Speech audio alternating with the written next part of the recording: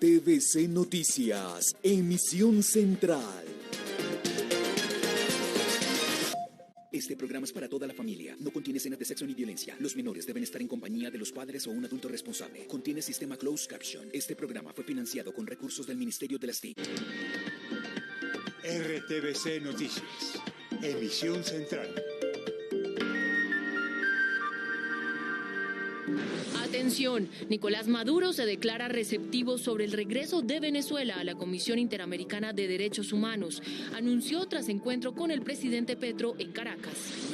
Les tenemos el minuto a minuto del encuentro en el Palacio de Miraflores. Declaración conjunta en otros temas clave como fronteras y lucha antidroga. Gustavo Petro dice que el problema de la frontera es por las bandas multicrimen. Pide conferencia americana de presidentes para analizar temas de drogas. El presidente de Colombia dijo que se habló de proteger la Amazonía y que los dos países llegarán con posiciones unidas a la próxima cumbre COP. El comercio, otro de los temas del encuentro. Habrá reunión de empresarios colombianos y venezolanos en Cartagena. 6 años sin relaciones entre las dos naciones hermanas terminaron esta tarde. Preparamos un informe de contexto. La banda que recibió a los mandatarios en Miraflores y los atuendos similares. Preparamos un informe con las curiosidades. Atención, situación de desastre nacional por las lluvias, subsidios alimentarios del PAE y contratación conjuntas de acción, las claves del anuncio. Las emergencias siguen en las regiones. Hay alerta en varios puntos del río Magdalena. Información con los periodistas de los medios públicos. El dólar otra vez se acercó a la barrera de los 5.000 pesos. Pan sin impuesto. Ministro de Hacienda ratificó el cambio en los últimos anuncios en medio de la semana definitiva de la tributaria. Condena contra alias 19, el temido líder de marchas acusado de torturas. Al juez lo amenazaron en plena audiencia. Un magistrado denunció a la alcaldesa Claudia López por las fuertes declaraciones contra los jueces. Sentido homenaje al niño Maximiliano en Remedios, Antioquia. En el mundo, habló Bolsonaro y prometió cumplir la Constitución. Autorizó inicio de la transición. Esperen oportunidades. Hay cursos para mujeres en áreas digitales. En deportes, la DIMAYOR confirmó cambios en las fechas en cuadrangulares y la Liga tendrá nuevo campeón el 7 de diciembre. Ramiro Meléndez y un homenaje a su obra serán los protagonistas del 14º Festival de Cine en Cali. Buenas noches. El presidente de la República, Gustavo Petro, se reunió en Caracas, Venezuela, con su homólogo Nicolás Maduro, en un encuentro que se da tras 6 años de distanciamiento y relaciones rotas en ambas naciones. La reunión dejó varios anuncios trascendentales que les vamos a explicar en los próximos minutos con varios informes que preparamos para ustedes. Una de las conclusiones importantes es que Nicolás Maduro se declara receptivo sobre el regreso de Venezuela a la Comisión Interamericana de Derechos Humanos. Y el presidente Gustavo Petro, por su parte, convocó a los presidentes de las Américas para analizar el tema de tráfico de drogas. Uno de los temas fundamentales fue el pedido del presidente Petro para que Venezuela considere reintegrarse al sistema interamericano de derechos humanos. El sistema interamericano de derechos humanos en la práctica es la democracia liberal y por eso le hemos pedido a la República Bolivariana de Venezuela fortalecer ese sistema. Incluso bajo los nuevos signos de los tiempos, la nueva fase que vamos a vivir, que tiene esta vez que generar una verdadera integración latinoamericana. Maduro aceptó la recomendación de Petro y se declaró receptivo. He sido muy receptivo y así será en el transcurso de las próximas semanas. Ambos mandatarios anunciaron que Venezuela buscará reingresar a la Comunidad Andina de Naciones y que también desean fortalecer la CELAP. Maduro anunció también que ambos gobiernos trabajarán en los nuevos pasos hacia una apertura total y asegurada de la frontera. Hemos conversado sobre la seguridad y el funcionamiento debido y correspondiente de esa frontera.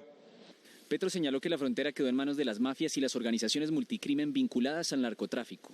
Vamos a reconstruir incluso las relaciones que había a nivel de inteligencia para poder golpear ya no tanto al obrero del narcotráfico que por ahí anda, sino a los dueños del capital, que son los que casi nunca se han golpeado. El mandatario colombiano volvió a hacer un llamado a reconsiderar la política antidrogas. Política que además demanda, ojalá, una gran conferencia latinoamericana de presidentes para reexaminar el fracaso que en las últimas 5 décadas hemos cometido. No nos ha dejado sino muertos, sangre, cárcel.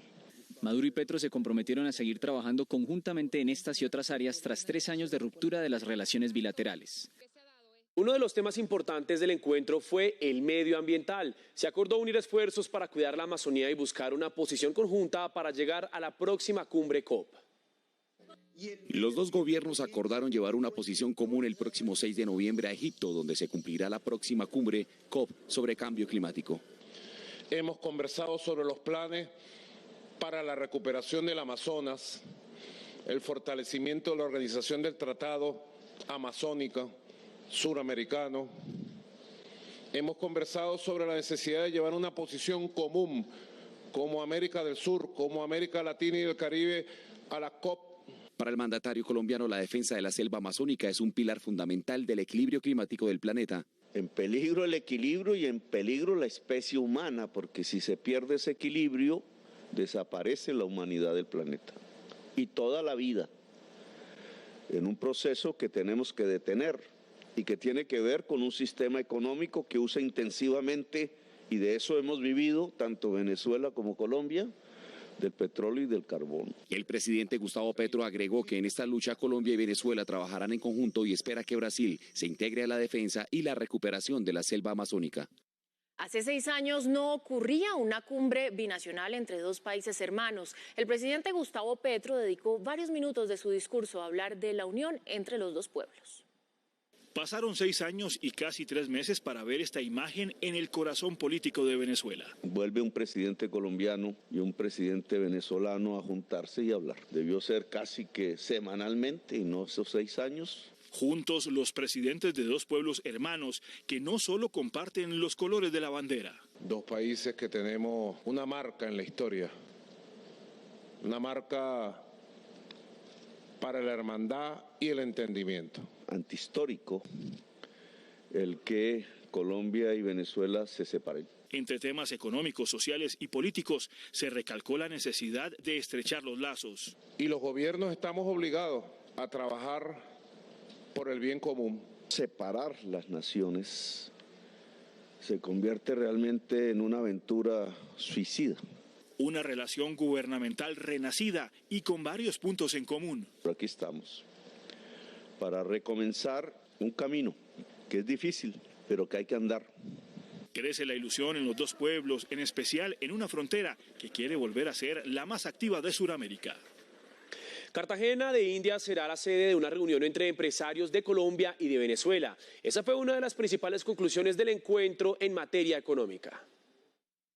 El presidente Petro confirmó un congreso entre empresarios nacionales y venezolanos para fortalecer la relación económica bilateral. Planteamos hacer una reunión de empresarios colombianos y venezolanos en Cartagena, que fortalezcan las bases de un comercio, ojalá, poderoso. En Colombia el gobierno espera reactivar el transporte aéreo antes de terminar este año. En el caso colombiano, que son Avianca, Latam, Wingo y Satena. Para expertos, hasta el momento el balance de la reapertura de la frontera es positivo, pero falta más trabajo. Se calcula que más o menos hacia enero, febrero del próximo año ya tendremos funcionando y operando los diferentes puentes para ese paso de mercancías. Lo que ha pasado hasta el momento es puramente simbólico. El gobierno espera un intercambio comercial con Venezuela de $1.000 millones este año.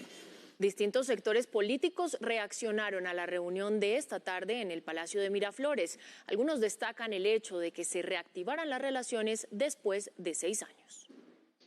Una de las primeras en reaccionar fue la senadora Piedad Córdoba, quien regresó hoy al Congreso, celebró el encuentro entre mandatarios, pero habló de la economía en la frontera. Yo siempre he creído que es un error gravísimo y alguien debería responder, el presidente Duque, haber cerrado la frontera y haber generado un impacto tan impresionante. Algunos congresistas resaltan que se hablara de soluciones para la crisis migratoria, derechos humanos y narcotráfico. Hace algo que le estaba pidiendo el mundo que hiciera, y los sectores de derecha y los sectores de centro y izquierda, y es que hablara de derechos humanos con Nicolás Maduro, y ambos presidentes nombran el sistema interamericano de derechos humanos, es decir, esa presión suave está funcionando.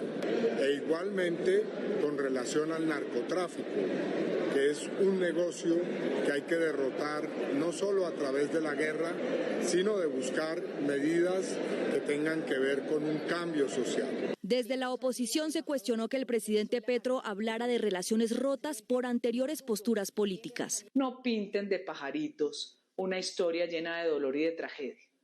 Aquí lo que estamos presenciando es la impunidad pura y dura de mandatarios que siguen soñando en que son la reencarnación de Bolívar. Algunos políticos señalan que con este encuentro las organizaciones subregionales tendrán mucha más fuerza. La última reunión entre un presidente colombiano y Nicolás Maduro fue durante el gobierno de Juan Manuel Santos. Después del rompimiento de relaciones ocurrió la dura crisis humanitaria de la frontera. Desde el año 2009 las relaciones bilaterales entre los dos países no han sido las mejores. El expresidente Álvaro Uribe Vélez acusó a Venezuela de dar refugio a miembros de las FARC y el ELN, algo que Hugo Chávez negó en su momento. Desde ese entonces es una relación que ha tenido momentos de tranquilidad, momentos buenos, incluso con el mismo Uribe cuando Venezuela se involucró en el proceso de paz con las FARC, participó de la liberación de secuestrados. La última vez que los presidentes de los dos países se reunieron fue en agosto del año 2016, cuando Nicolás Maduro y el entonces presidente Juan Manuel Santos se reunieron en Puerto Ordaz. Un encuentro agridulce porque varios de los acuerdos a los cuales se llegaba dentro de la sala eran desatendidos una vez en la rueda de prensa. El 23 de febrero del año 2019, el presidente Nicolás Maduro rompió relaciones con Colombia. La visita al Palacio de Miraflores dejó varias imágenes que seguramente van a generar recordación, desde los honores militares hasta un concierto de música llanera. A la 1:44 de la tarde aterrizó el avión presidencial en el Aeropuerto Internacional Simón Bolívar de Maiquetía. El presidente Gustavo Petro fue recibido por la vicepresidenta ejecutiva de Venezuela, Delcy Rodríguez, y una guardia especial que le rindió honores de Estado. A las 2:24 de la tarde llegó a la Puerta Dorada del Palacio de Miraflores en Caracas, donde era esperado por su homólogo Nicolás Maduro, quien lo recibió con un apretón de manos y luego estrecharon sus brazos. Nuevamente hubo honores militares. Entre risas, los dos mandatarios, vestidos muy similar, con camisa blanca, pantalón y zapatos negros, recibieron el parte militar en el patio central. Patria libre, soberana e independiente. Luego, bajo las banderas de ambos países, caminaron juntos por la casa presidencial. Llegaron a otro patio donde fueron recibidos con música de cámara que interpretó melodías llaneras. Retomaron el recorrido que estuvo adornado de camisetas de grandes leyendas del fútbol como Diego Armando Maradona. Llegaron al Salón Ayacucho, donde la conversación se desarrolló por más de 2 horas. Al salir, el presidente Maduro le mostró al mandatario de los colombianos la espada de Bolívar y le obsequió un cuadro del Libertador. Entre carcajadas se despidieron. El juez que lleva el caso de alias 19 y otros 3 integrantes de la primera línea fue amenazado. Los acusados fueron hallados culpables por los delitos de tortura y concierto para delinquir en hechos que ocurrieron durante el paro nacional de 2021. Pues nos vemos en las calles, ya sea por la celebración, la victoria del pueblo en las salas judiciales, o ya sea para organizar lo que sería la revolución más importante a nivel nacional, por la libertad, la no opresión, nos vemos en las calles. Al juez, quien leía el sentido de fallo contra alias 19, le llegó ese mensaje intimidante en plena audiencia. Dejo las constancias pertinentes, señora fiscal, Ministerio Público, de lo que está indicando en el chat de la diligencia. Luego de su captura el 28 de julio de 2021, la justicia pudo determinar que Sergio Andrés Pastor González, alias 19, desde la cárcel La Picota realizaba transmisiones a través de las redes sociales para promover marchas. Tienen que andar vivos con eso, y más ahorita ustedes saben que la zona ya está militarizada. Alias 19 estaba en La Picota, señalado de ser uno de los promotores de la jornada violenta del 20 de julio del 2021 en Bogotá. Pero lo más grave es que, según la investigación, además de coordinar hechos de vandalismo y ataques a la policía, fue condenado por torturar a 2 personas, a quienes señaló de policías. Señalaron y reconocieron uno a uno a sus agresores, lo nombraron como ellos lo identificaron, siempre a Mayora, a 19, a Calarcá, a Soldado. También es señalado de reunirse en varios campamentos improvisados para entrenar a sus compañeros y abastecer botellas con líquidos inflamables para atacar a la policía, así como lo registró en exclusiva RTBC Noticias. Los jueces rechazaron las amenazas y solicitaron adoptar las medidas necesarias para garantizar la seguridad de todos los jueces. En Bogotá capturaron a alias La Patrona. Las autoridades dicen que la mujer era reconocida en el mundo delincuencial de la capital como líder de 2 bandas dedicadas al microtráfico.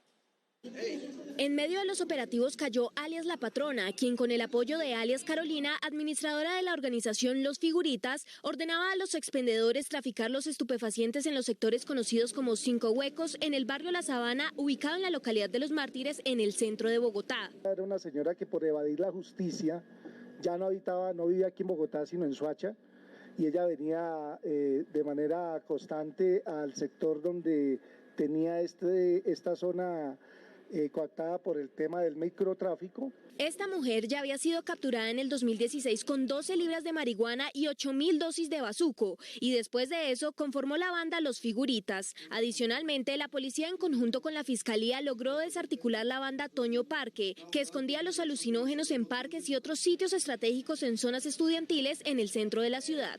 Y 13 de sus integrantes están cobijados con medida de aseguramiento. A pesar de que los capturados no aceptaron los cargos, quedaron bajo medida de aseguramiento. Un magistrado de la Sala Penal del Tribunal de Bogotá denunció en la Procuraduría a la alcaldesa de Bogotá, Claudia López, por las declaraciones de la mandataria en contra de la rama judicial. Mientras el sistema judicial en Colombia crea que robar es un deporte y no un delito, de acuerdo con el magistrado, la alcaldesa Claudia López ha denigrado a la rama judicial. Estas expresiones van en contra de los parámetros disciplinarios y éticos que le corresponde guardar como funcionaria pública. El magistrado, que en el pasado ya ha enfrentado a la alcaldesa por este tipo de declaraciones, pide que esta vez la mandataria de la capital sea sancionada. Puede ser una amonestación hasta la posibilidad de una sanción de suspensión en el cargo. De acuerdo con la denuncia presentada ante la Procuraduría, la alcaldesa no tiene conocimiento del funcionamiento del sistema penal acusatorio del país. En Colombia, el titular de la acción penal es la fiscalía, la que puede investigar y acusar o imputar en un dado caso. La mal llamada justicia los deja libres. El magistrado va más allá y dice que acá puede existir una injuria y calumnia. Ya lo que está poniendo en tela de juicio la legalidad de las decisiones de los jueces acá en Bogotá, por lo menos. El magistrado advierte que la seguridad de la capital depende de la alcaldía y no de la rama. Cerca de 100 padres de familia de un colegio de la localidad de Suba, en Bogotá, protestaron durante más de 4 horas. Denuncian un caso de abuso sexual a una estudiante menor de edad. La fiscalía, por su parte, capturó y envió a la cárcel al profesor acusado del hecho. El profesor me la violaba en el baño. Entonces les informo a ustedes, papitos, para que le averigüen a sus niños a quién más estaba violando ese desgraciado. Pues estaba violando a mi niña, una niña de 7 años. La madre de la presunta víctima ya había alertado al grupo de padres de familia del Colegio Juan Lozano de Suba. La voz del pueblo se hizo sentir. Yo soy padre de familia también, yo fui violado también. Y tengo un hijo ahí, me duele lo que pasó en el colegio. Yo quiero que se haga justicia por lo que pasó. Hombres y mujeres del norte de Bogotá se fueron uniendo a los padres de familia que se tomaron las principales vías de la capital. 4 estaciones de Transmilenio, incluido el Portal de Suba, tuvieron que suspender su servicio. La justicia actuó y capturó al presunto responsable en un barrio cercano a la institución educativa. Debido a la contundencia de los elementos materiales probatorios presentados por la Fiscalía, dictó medida de aseguramiento en centro carcelario en contra de este profesor. Un juez de control de garantías le imputó el delito de acceso carnal abusivo con menor de 14 años, agravado, con circunstancia de agravación punitiva. El procesado no aceptó el cargo. Un juez ordenó el arresto del director de Sanidad del Ejército Nacional, general Carlos Alberto Rincón, porque, según la decisión, no acató un derecho de petición. El juzgado primero civil dice que no suministró la información que se solicitó sobre presuntas irregularidades en el contrato para el suministro de medicamentos para los uniformados del Ejército.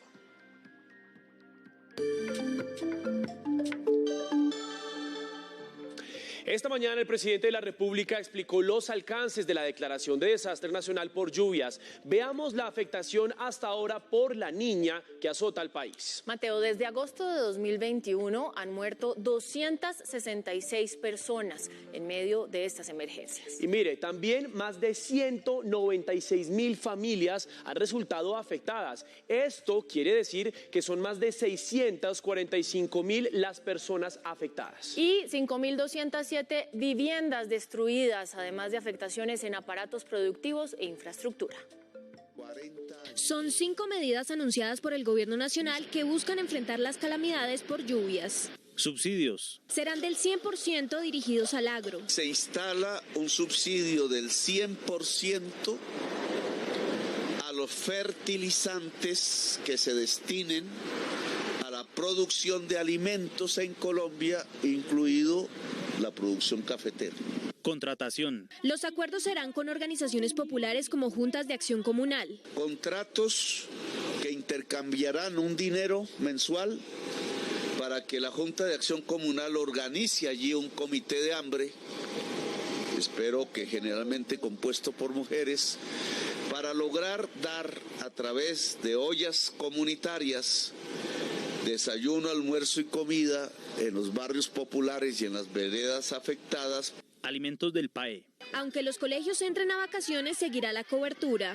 El programa de atención escolar que ya existe, de tal manera que cubra el 100% de los jóvenes, de las jóvenes, de los niños, de las niñas, y que además se extienda por el periodo de vacaciones hasta el 31 de diciembre de este año. Transferencias. Por un valor de 500.000 pesos a 1.200.000 madres cabezas de hogar. Y el objetivo es que se pueda nutrir suficientemente la primera infancia en la parte más débil, aquella que es apenas atendida por la mujer. 21 departamentos y 390 municipios ya emitieron la declaratoria local de calamidad pública. Y se puede prolongar por 2 o incluso hasta 6 meses más, de tal suerte que las acciones van a estar centradas en el plan de acción. El presidente Petro además anunció que se transformará Indumil en una reconversión industrial para que pueda construir puentes y vías en donde las crecientes ya hayan causado daños. Vamos al mapa para continuar el seguimiento a los puntos más críticos debido a las lluvias de las últimas horas en el país. Comenzamos con el río Magdalena. Pues las poblaciones ribereñas están en alerta por el aumento del nivel de las aguas en al menos 4 metros. Y en Santander, Cesar, hay 15 municipios en alerta roja. El río Magdalena está a solo 26 centímetros de salirse de su cauce en varios puntos de su recorrido, situación que obligó a que en Santander fuera declarada la alerta roja. Desafortunadamente, con sus desbordamientos han afectado a nuestras familias campesinas, más de 700 damnificados en lo que es el sector del Magdalena Medio. Las lluvias constantes en el recorrido del afluente también tiene a 15 municipios en alerta máxima si se suman los del departamento de Cesar. A partir de este momento, todos los organismos de socorros entramos en alerta máxima para atender cualquier situación que se pueda presentar producto de este incremento. Hacemos un llamado a la comunidad para que tengan los teléfonos de emergencia a la mano. Según la medición más reciente, el nivel del río Magdalena aumentó más de 4 metros. Y continúan las emergencias en Cundinamarca, Tolima y en el eje cafetero. En Roncesvalles, Tolima, la situación de las vías empieza a afectar la producción lechera. 20 veredas están casi incomunicadas y los campesinos no tienen cómo sacar sus productos. Además, hay dificultades en la vía que conduce de Líbano a Villahermosa. Quindío es uno de los departamentos del eje cafetero donde se han registrado múltiples afectaciones tanto en viviendas como en vías e infraestructuras que comunican con el resto del país, motivo por el cual esperan recibir del gobierno nacional este respaldo para afrontar la crisis. Esto es un reporte que se viene haciendo desde el gobierno departamental, una vez comunicado el gobierno nacional y en el cual nos encontramos a la espera de la declaratoria que sea expedida por el mismo para nosotros como departamento acogernos a él. En Caldas y Risaralda también esperan esta declaratoria para poder establecer las intervenciones necesarias en más de 1.000 familias que viven en zonas de alto riesgo. Radio Nacional de Colombia y RTVC Noticias conectados 24/7.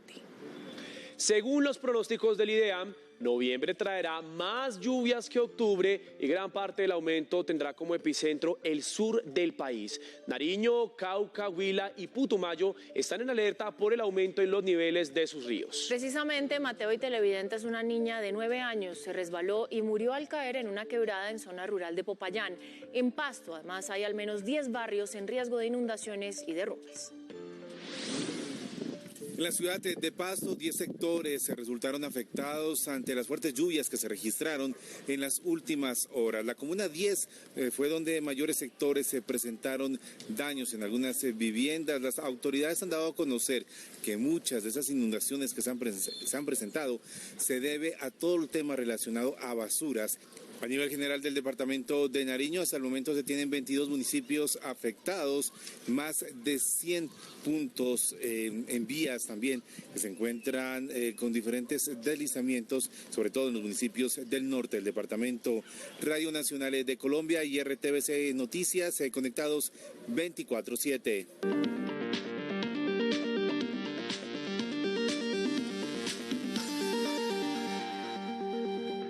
El dólar en Colombia nuevamente subió y alcanzó su precio máximo en la historia e incluso por momentos superó la barrera de los 5.000 pesos. Juan Sebastián Amaya, buenas noches y cuéntenos en detalle cómo fue ese movimiento.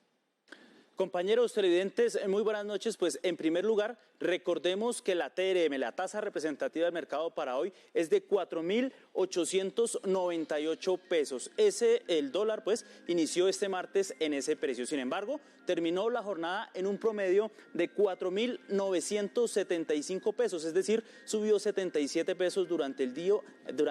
Y ojo a este dato porque es un dato muy relevante. Durante este martes alcanzó un precio máximo de 5.017 pesos. Por primera vez en la historia de Colombia, el dólar rompe esa barrera de los 5.000 pesos. Al respecto, el gobierno sigue insistiendo en que ese fortalecimiento de la divisa se debe al contexto internacional y está afectando a todas las monedas de la región. Hoy el dólar se acercó a los 5.000 pesos y para mañana regirá en 4.975 pesos. Sin embargo, en la jornada alcanzó un máximo de 5.017 pesos. Para el gobierno, esta coyuntura sigue siendo explicada por el comportamiento económico mundial. Yo espero que esto nuevamente se normalice. Obviamente todo el mundo está esperando cuál es la decisión de la Reserva Federal en materia de tasas de interés y que seguramente va a ser una nueva alza. Entonces yo creo que después de esa alza ya los mercados reaccionarán. Expertos creen que el gobierno debe intervenir para controlar la tasa de cambio. Como lo pueden ser, primero, un comunicado oficial por parte del Ministerio de Minas, apoyado precisamente por Presidencia, en el cual se mencione la posibilidad de continuar explorando hidrocarburos en un futuro en el país. Los comerciantes aseguran afectaciones en sus ingresos por el alza del dólar. Esto va a influir en mayores costos y carestía de productos y servicios. Por supuesto, la importación de bienes, la importación de materias primas, la importación de insumos agrícolas va a repercutir en precios más altos. Hasta el momento, el gobierno ha descartado intervención en el mercado para fortalecer el peso colombiano. Sebastián, mire, son varios los temas económicos de la jornada. Por ejemplo, la preocupación en los barrios de las ciudades por la tributaria y, por supuesto, por los efectos en el precio del pan. ¿Qué ha dicho el gobierno al respecto? Daniela y televidente, es muy importante porque según según palabras del ministro de Hacienda, José Antonio Ocampo, él asegura que el pan en panaderías o en tiendas de barrio no tendrá impuesto, no será gravado. Además, reitera también el ministro Ocampo la importancia de aumentar esos impuestos a los sectores petrolero y minero, esto para fortalecer los planes sociales del gobierno. El pan en panaderías de barrio no pagará más impuestos con la reforma tributaria, solamente en las grandes cadenas y establecimientos con ventas superiores a 38 millones de pesos mensuales en alimentos ultraprocesados. Otra exageración de la oposición que no tiene nada que ver con la realidad. O sea, las panaderías están exentas de impuestos. Ocampo también explicó que los sectores petrolero y minero deben pagar más impuestos por el alza de los precios internacionales. O sea, lo único que estamos haciendo es que una parte del auge de precios internacionales lo estamos capturando para financiar el gasto social. Aseguró que hoy no hay ninguna restricción para la actividad petrolera en Colombia y que el gobierno estudiará la posibilidad de reactivar contratos suspendidos. Se van a analizar todos los contratos existentes, a ver cuáles se pueden reactivar porque hay la la mitad que no están siendo utilizados, y con base en eso veremos si hay la soberanía en materia petrolera y minera. La reforma comenzará su discusión final mañana en el Congreso. Sebastián, y el último hecho económico del día tiene que ver con la gasolina. Hoy subió, entonces cuéntanos cómo quedó el precio del galón. Mateo, información también muy importante, relevante, y es que a partir de hoy el precio de la gasolina subió 200 pesos por galón. Esto en las 13 principales ciudades del país. Significa que en promedio a nivel nacional el galón de gasolina en el país sube a 9.579 pesos. Sin embargo, en otras ciudades, por ejemplo en Villavicencio, aumenta a más de 10.000 pesos el galón. En Bogotá, en Pereira, en Cali, en Manizales, está en un promedio de 9.900 pesos. Entre tanto, el precio del diésel sigue estable en 9.011 pesos.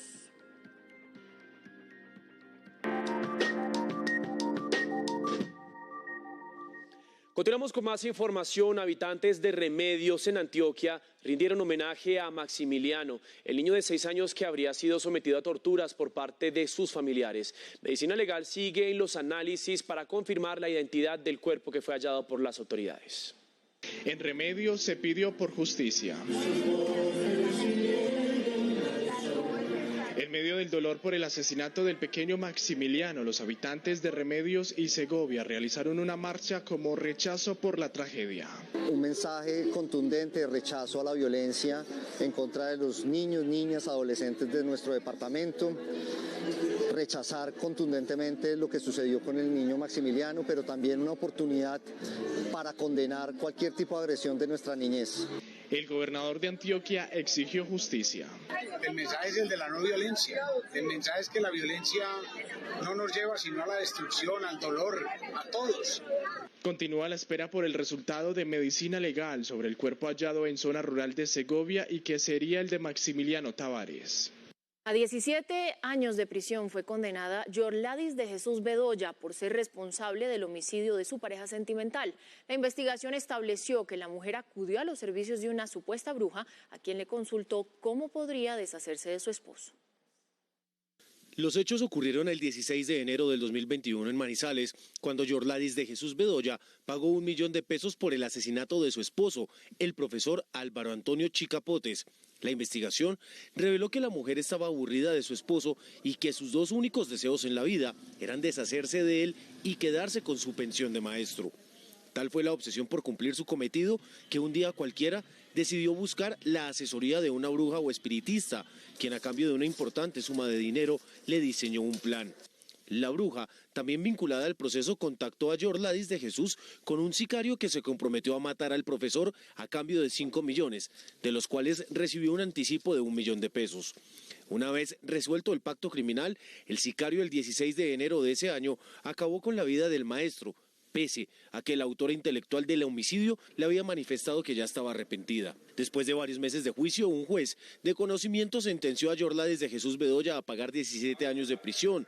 Sus cómplices, la bruja y el sicario, esperan que en pocos días se conozca el monto de su condena. La Fiscalía acusó formalmente a la exfiscal Yajaira Cáceres Pacheco como presunta responsable de los delitos de cohecho y falsedad ideológica en documento público. Es investigada por posible reventa de boletas para los partidos de la eliminatoria al Mundial de Fútbol de Rusia 2018. Según la investigación, aprovechó su posición para facilitar el ingreso a varios partidos de fútbol. La senadora Aida Quilcue denunció que ha recibido cerca de un centenar de amenazas. La congresista sufrió un atentado en las últimas horas. Grupos armados ilegales mantendrían amenazada a la legisladora. Por eso aseguró que lo que sucedió el fin de semana no era para robarlos. Tengo muchas amenazas, más de 100, pero a la vez el ejercicio de autonomía, de gobierno propio, la defensa de la vida, el cual acompaño de manera permanente, nos ha puesto en riesgo no solamente a mí, sino a la Guardia Indígena. Según dice, las autoridades no han podido investigar Un grupo especializado de la Fiscalía se desplazó al lugar y fue hostigado por los grupos al margen de la ley. Pues yo espero que hayan logrado recoger algunas pruebas porque los hostigaron y les tocó salir del sitio. Afortunadamente no les pasó nada. Ahí estuvo también presente la Guardia Indígena. La senadora indicó que seguirá trabajando en el territorio pese a las amenazas recibidas en su contra y buscará lograr la paz en el departamento del Cauca. Las autoridades en Antioquia investigan quiénes estarían detrás del hurto de 11 toneladas de explosivos en una empresa de Antioquia responsable de parte de las obras de la vía al mar. Más noticias de nuestras regiones con los periodistas de los medios públicos. Los enfrentamientos se presentan en las veredas La Balastrera y La Leona, corregimiento del Plateado, Argelia, sur del Cauca, entre estructuras del Comando Coordinador de Occidente y, según la Marquetalia, disidencias de las FARC. Tras estos hechos que originaron el desplazamiento de 50 campesinos, la Red de Derechos Humanos Francisco Isaías Cifuentes invitó a las autoridades competentes a adelantar acciones urgentes para atender a la población civil. Una avioneta que cubría la ruta a La Macarena, Villavicencio, se accidentó en inmediaciones del río Guayabero, en el Meta. Las 4 personas que viajaban en la aeronave fueron trasladadas a un centro médico. Conmoción y asombro generó en la comunidad la lluvia de dinero que cayó desde el segundo piso de la terminal de transportes de Cali. Su gerente Ivanov Rusi asegura que era dinero real de denominaciones de 50.000, 20.000 y hasta 2.000 pesos. Todo se trató de una estrategia de un influencer y su grupo de amigos que alcanzaron a escapar del lugar antes de ser detenidos por la seguridad. 12 máquinas de bomberos fueron necesarias para controlar un incendio en una fábrica de plásticos de Cúcuta. Por fortuna, las llamas no alcanzaron un conjunto residencial ubicado a pocos metros. Es el tercer incendio ocurrido en la ciudad en una semana. No hubo personas lesionadas. Continúan las dudas sobre el arranque de las turbinas de Hidroituango. Cualquier retraso implicaría sanciones. Los técnicos dicen que están cumpliendo los cronogramas. El gobernador de Antioquia y el alcalde de Medellín coincidieron en que no hay que tomar riesgos. El gobernador de Antioquia busca que EPM no sea multada en caso de que Hidroituango no entre a operar el 30 de noviembre. Lo que queremos decir allí es que si se necesitan unos días más, como al parecer y públicamente se ha dicho, pues sería necesario remover en una forma razonable, eso tampoco implica seguramente mucho tiempo, esa límite del 30 de noviembre. El alcalde de Medellín reiteró que no se pondrá en riesgo las poblaciones aguas abajo de la generadora. Yo prefiero la sanción, por costosa que sea, que arriesgar un solo ciudadano o un solo empleado, o arriesgar el proyecto en general. Por el momento no hay contratiempos en las pruebas de las turbinas 1 y 2 y serían encendidas antes del 30 de noviembre.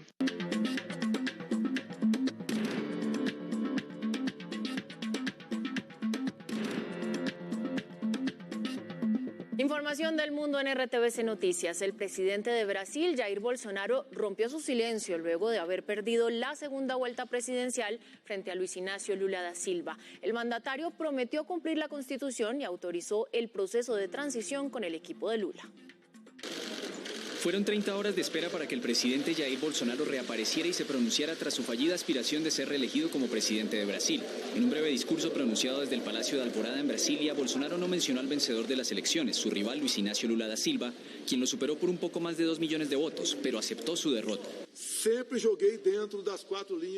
Siempre he jugado dentro de las 4 líneas de la Constitución. Nunca hablé de controlar o censurar los medios y las redes sociales. Como presidente de la República y ciudadano, seguiré cumpliendo todos los mandamientos de nuestra Constitución. Continuaré cumpliendo todos los mandamientos de nuestra Constitución. Durante los 2 días en que guardó silencio, los seguidores de Bolsonaro bloquearon carreteras en varios estados del país para protestar contra el resultado electoral y la policía dispersó más de 300 puntos activos. Bolsonaro dijo que las protestas son producto del sentimiento de indignación y de injusticia por el proceso electoral, pero resaltó que deben ser pacíficas y que los métodos de sus simpatizantes no pueden ser los mismos de la izquierda. Además, autorizó el proceso de empalme con el presidente electo. El presidente Jair Mesías Bolsonaro me ha autorizado, cuando se le solicite y con base en la ley, a iniciar el proceso de transición. Lula, cuyo triunfo electoral recibió el reconocimiento de la comunidad internacional, ya empezó a trabajar de cara a la transición y recibió hoy la felicitación por teléfono del presidente mexicano Andrés Manuel López Obrador. El líder del Partido de los Trabajadores empezará su tercer periodo como presidente del gigante suramericano el 1 de enero de 2023. Ucrania permitió que 3 de sus cargueros con cereales partieran hacia el estrecho del Bósforo en Turquía, a pesar de las advertencias de Moscú. Entre tanto, Kiev recuperó el suministro de agua y de electricidad, mientras las evacuaciones de civiles siguen en Gerson. Ucrania también es la de los mares. Haber cedido su suelo al de una guerra por imposición del mandatario de al lado le impidió durante casi 3.000 horas irradiar su sello de exportación por el mundo. Grano a grano lo hace ahora. Millones de sus toneladas circulan gracias al acuerdo a 4 bandas, Estambul, Naciones Unidas, Moscú y Kiev, que se había logrado. Pero hoy, estos 3 cargueros abarrotados de cereales parten hacia el Bósforo a su suerte. Drones ucranianos son amenaza para nuestros barcos y para buques civiles. Debemos garantizarles seguridad. Por eso detenemos, no suspendemos nuestra participación del trato. El Kremlin advirtió como peligroso navegar sin su luz verde, pero Naciones Unidas desestimó cualquier involucramiento ucraniano en un ataque con drones contra Rusia desde uno de sus barcos con granos. Esta es una guerra con la población civil, es una incitación a la sumisión. Aunque Kiev ya tiene agua y luz, el invierno tan cercano hace que allí y en más ciudades, estas como también el despoblamiento, ahora a orillas del Dnipro, sean rutinas probadas y a la mano para los ucranianos.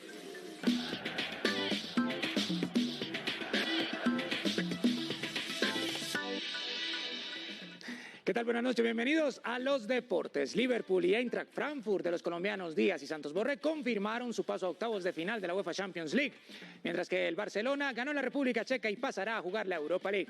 Aquí los tantos del día en la máxima competición de clubes del mundo. Es cabezazo soberbio, Meret que la saca cuando la pelota ya había traspasado completamente la línea y Salah que terminó de meterla, pero el gol es para Núñez, 1-0.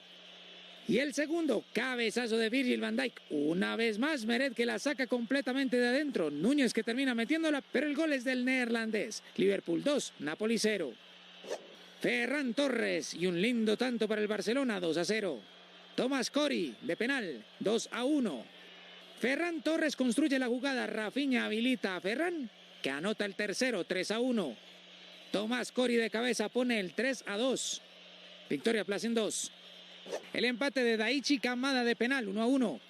Y Randal Kolo Muani metió a los alemanes en octavos y eliminó a los portugueses en su casa.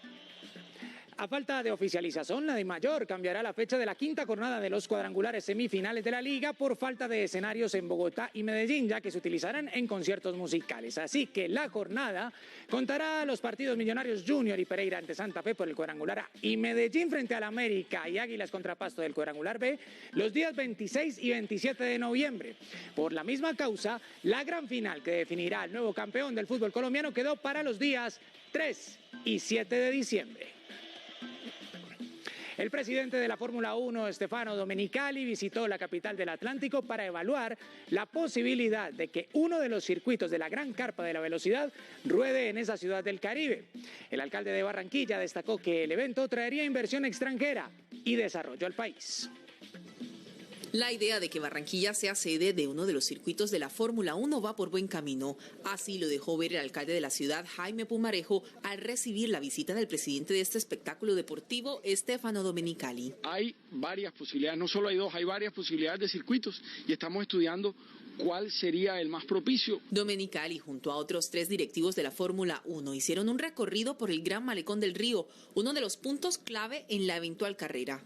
Estaremos trabajando obviamente con el sector privado, con los promotores de la carrera, con diversos entes para que esto sea posible. La infraestructura de la ciudad y otros puntos fueron evaluados en una reunión a puerta cerrada en el Pabellón de Cristal. Hay que esperar también que baje la marea con la volatilidad del dólar y muchas otras cosas para asegurarnos que este proyecto sea viable. En caso de que el evento se lleve a cabo en la ciudad, sería llamado el Gran Premio del Caribe y atraería alrededor de 120.000 espectadores por día.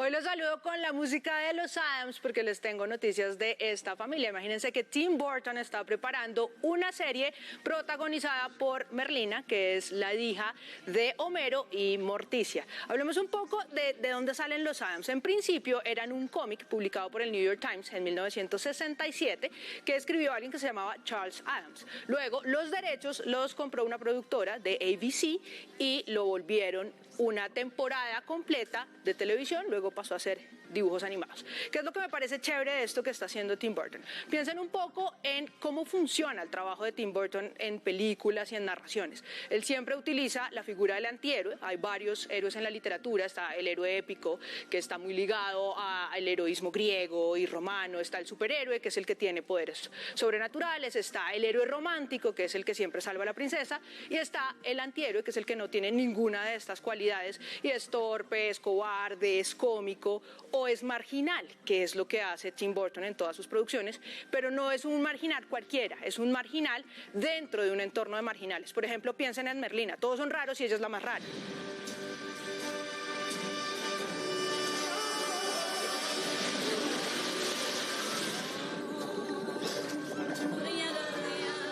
Hay un giro ahí a esa construcción del heroísmo que es muy particular. Cuando a él le preguntan de dónde sale, él dice, es que yo siempre fui el raro de los raros, yo siempre fui el marginal de los marginales, el rechazado entre todos los rechazados. Entonces lo que he querido hacer es plasmar un poco esa idea para que todos los que se sentían como yo se identifiquen con eso. Pensemos en algunas de las películas de Tim Burton para ver si esto se cumple. Por ejemplo, Edward Manos de Tijeras. Sí, está en un ambiente raro, macabro, y él es todavía más raro porque es un monstruo, literalmente es un monstruo.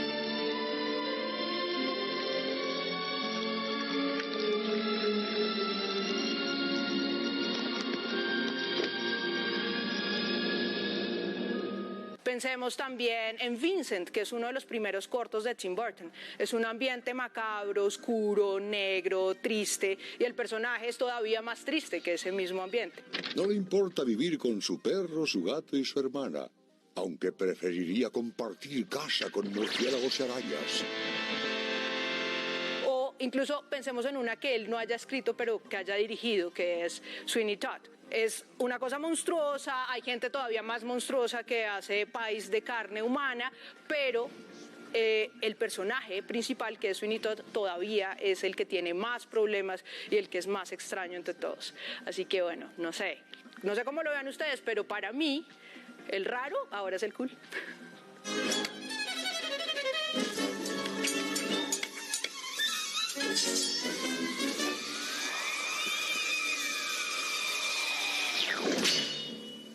¡Mamushka! ¡Mamushka!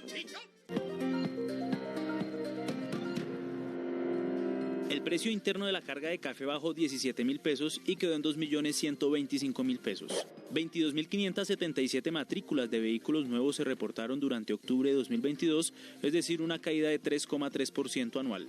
El próximo 8 de noviembre, Ecopetrol presentará sus resultados financieros del tercer trimestre de este año. Hay molestia en Cali porque la noche de Halloween estuvo pasada por caravanas que se tomaron las vías principales de la ciudad, además de hechos de alteración de orden público en sectores como Siloé. 66 personas fueron capturadas y expidieron más de 1.000 comparendos a ciudadanos infractores. Así como lo muestran estos videos, fue la celebración de la noche de Halloween en Cali. Caravanas y desórdenes por toda la ciudad. Autoridades indicaron que se impusieron 1.687 comparendos. No portar documentos, obstrucción de placas, circular sin casco por parrillero hombre. En la glorieta de Siloé se presentó un hecho de alteración de orden público, donde la comunidad quemó llantas y bloqueó la zona. La ciudad, se tomaron la Quinta, se tomaron la autopista, se tomaron la Roosevelt. Más de 1.000 policías estuvieron en 10 puntos críticos para controlar la celebración. Más de 66 capturas por diferentes motivos, fueron 15 armas de fuego incautadas. 12.276 llamadas ingresaron a la línea de emergencia de la policía, de las cuales 464 se referían a casos de riña, 97 fueron notificadas como violencia intrafamiliar. 14 años y 7 meses de prisión deberá pagar alias 19 y otros integrantes de la primera línea. Además, pasaron a extinción de dominio 7 bienes que pertenecerían a una red dedicada a la venta ilegal de chance. Detalles en el siguiente resumen de noticias en un minuto.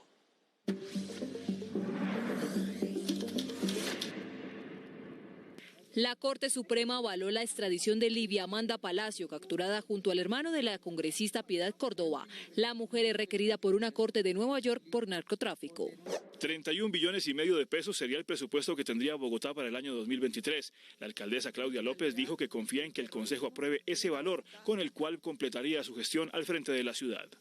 Ya está lista la ponencia para la conciliación de la paz total en Colombia. Según el representante de la Cámara, Alirio Uribe, acogieron 11 artículos como quedaron aprobados en Cámara y 9 como quedaron en el Senado. La lideresa Beatriz Mosquera fue víctima de un atentado cuando se movilizaba con su nieta de 10 años en la vía Tame-Arauca. Hombres armados dispararon contra la camioneta cuando los escoltas de la Unidad Nacional de Protección no obedecieron las señales para que redujera su velocidad. En las últimas horas, 8 personas fueron capturadas por extorsión en Barranquilla. Según las autoridades, estas personas habrían atacado a algunos establecimientos y vehículos de comerciantes por no pagar las extorsiones.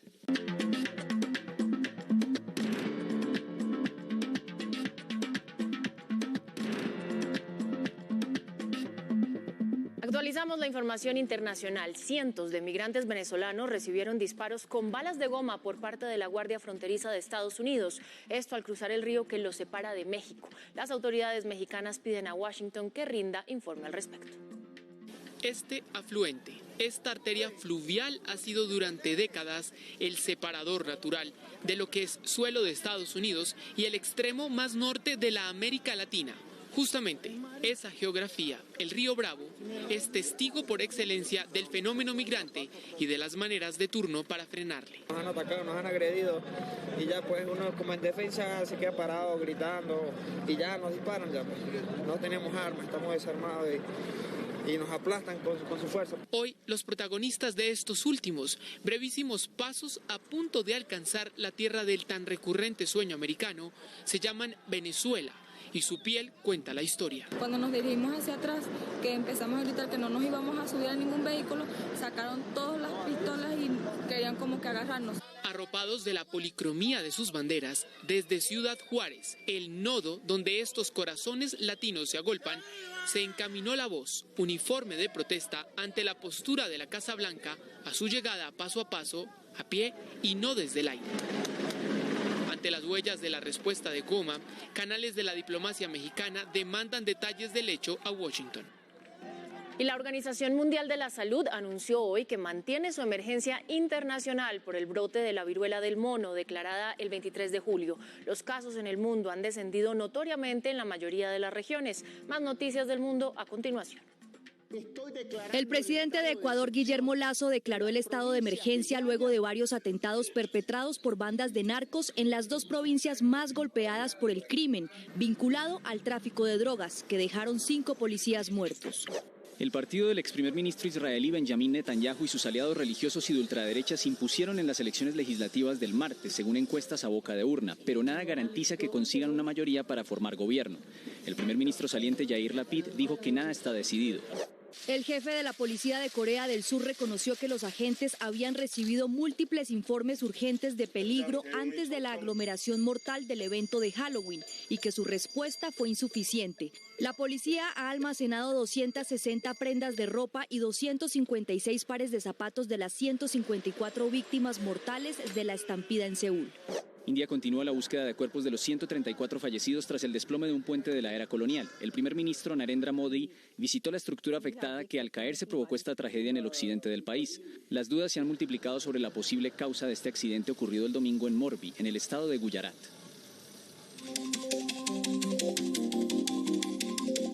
Noticia, en el viaje de regreso de la delegación de Caracas se confirmó que Colombia facilitará los diálogos del gobierno venezolano y la oposición. John López, allí en Catam con los detalles. John.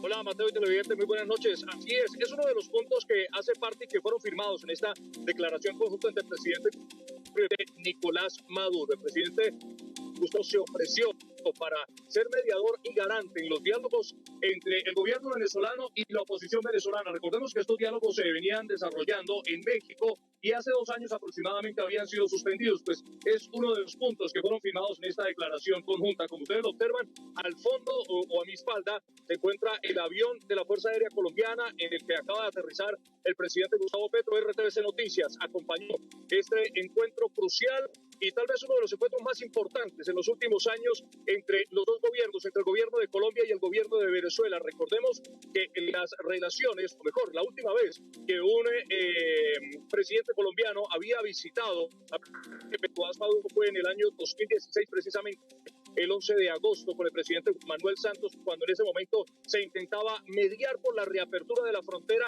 que había sido cerrada un año antes, en el año 2000, o mejor, por orden del presidente Nicolás Maduro. La agenda fue una agenda muy nutrida. El presidente Gustavo Petro llegó a Caracas, fue recibido por la vicepresidenta de este país y posteriormente tuvo 2 momentos. Uno, donde todo su gabinete o los integrantes de su gabinete que lo acompañaron se reunieron con integrantes del gobierno venezolano y posteriormente fue una reunión privada donde solo estuvieron el presidente Gustavo Petro y el presidente Nicolás Maduro. Mateo, televidentes, esa es toda la información por el momento desde Catán. John López, RTVC Noticias, conectados 24/7.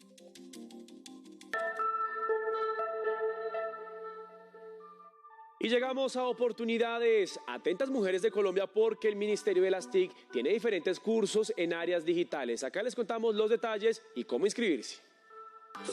En oportunidades de cursos virtuales para mujeres, vaya a la página www.mintic.go.co. Deslice hasta abajo en la sección convocatorias y dé clic en inscríbete en el taller gratuito. Lea con atención la descripción y requisitos, luego de clic en el enlace que tiene a disposición. Acá encontrará diferentes cursos virtuales como Mujeres creadoras de contenido digital, Mujeres líderes de transformación digital, entre otros. Atentas, el programa brinda herramientas para comenzar un emprendimiento desde las redes sociales, comunicación estratégica y gestión de finanzas. Además puede entrar a la pestaña Talleres y navegar por el que sea de su interés. Y mucho ojo, revise las fechas de inicio de los diferentes cursos. Y muy importante, recuerde que si quiere seguir informado 24/7 nos encuentra en todas nuestras redes sociales como RTVC Noticias.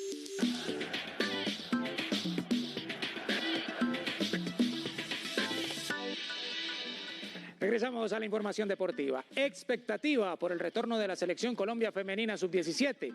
Comenzó la barrida de jugadores en Atlético Nacional y a 19 días del inicio del Mundial de Qatar 2022 se conoció el video de apertura de las transmisiones de los partidos en televisión.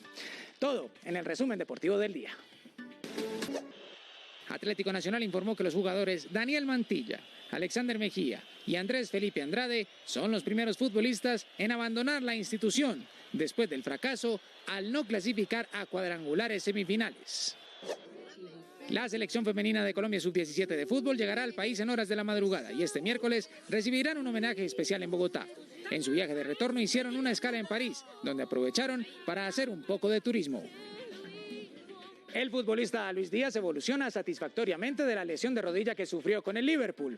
El jugador, que se encuentra en Barranquilla, publicó fotografías en un entrenamiento realizado en la sede de la Federación Colombiana de Fútbol. Y según informaciones del Liverpool, la mejoría ha sido más rápida de lo pensado. Y el Guajiro podría reaparecer en las canchas el 26 de diciembre, 2 semanas antes de lo presupuestado. El colombiano Miguel Ángel Rodríguez se coronó campeón del Abierto de Squash de Australia y marcó un nuevo récord. El deportista venció en la final al escocés Greg Loban por 3-1 y con su victoria llegó a su título número 30 del PSA Tour, siendo el representante colombiano más ganador en la historia de este deporte.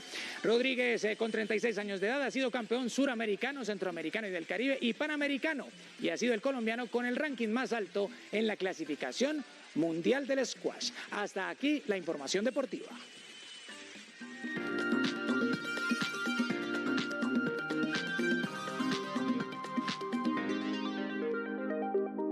Bienvenidos de nuevo a las noticias culturales. Les tengo plan para el 11 de noviembre y es que hay Noche de Museos en Bogotá. En la noche hay un circuito de museos seleccionados a los que ustedes pueden entrar gratis, así que tremendo plan, ya saben. Entre otras noticias también les cuento que Ramiro Meléndez, que es artista y cineasta caleño, es el protagonista del homenaje del Festival de Cine de Cali de este año.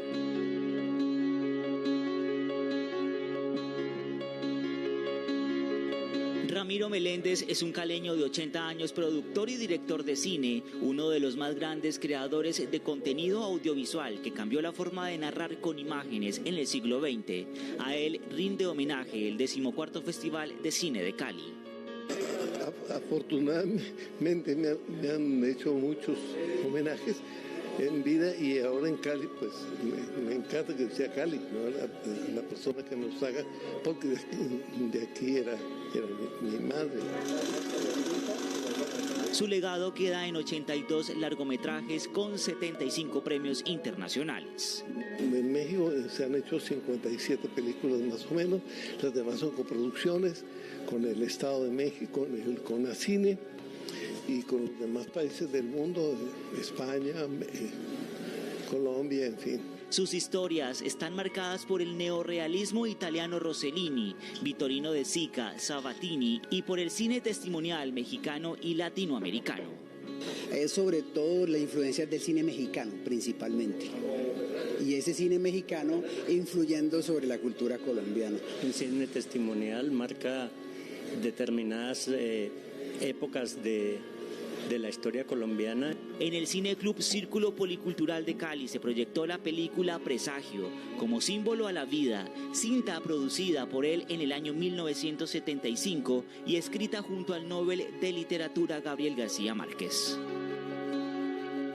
Ahí está, homenajes para esas personas que han dedicado toda una vida a su oficio. Así como lo estábamos viendo, muy conmovedor. Y bueno, ya saben, ahí el Festival de Cine de Cali. A ustedes muchísimas gracias por acompañarnos. Mañana los esperamos al mediodía y a las 7 de la noche. Que descansen. Chao.